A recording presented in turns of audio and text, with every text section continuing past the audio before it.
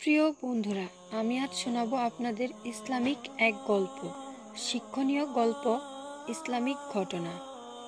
দয়া করে পড়ার অনুরোধ রইল।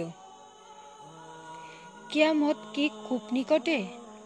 হযরত জিবরাইল আলাইহিসসালাম 24,000 বার দুনিয়াতে হুজুর সাল্লাল্লাহর দরবারে এসেছিলেন এক সাক্ষাতে।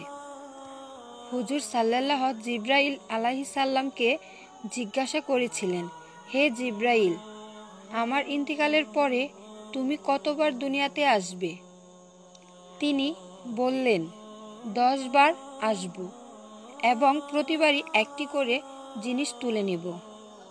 10ম জিনিসটা তুলে নেওয়ার পর ইসরাইল আলাইহিসসালাম সিংহায় ফু দিবেন এবং কিয়ামত আরম্ভ হবে।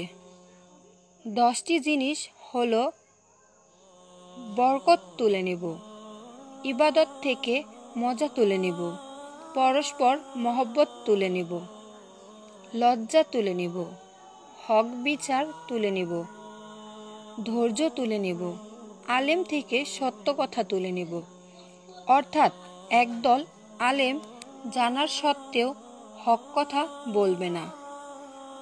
ধনীদের সৎ সাহস উঠিয়ে নেব, ইমানদার থাকবে না, ইমান উঠে যাবে। কারীদের কাছ থেকে কোরআনের তেলাওয়াত তুলে নেব, অর্থাৎ কোরআনকে উঠিয়ে নেব। আফসোস, আমাদের সমাজে সর্বশেষ 9 ও 10 নাম্বারটি বাকি রয়েছে।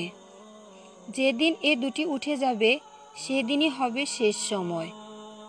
হে ভাই বোন, তুমি ভয় করো সেদিনকে, যেদিন কেউ কাউকে সাহায্য করবে না।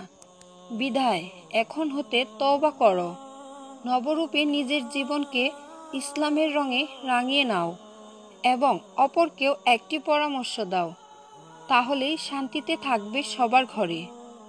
ইসলামিক পোস্টগুলো শেয়ার করার চেষ্টা করুন, এতে করে যেমন অন্য বন্ধুরা জানতে পারবে, তেমনি সওয়াবও পাওয়া যাবে।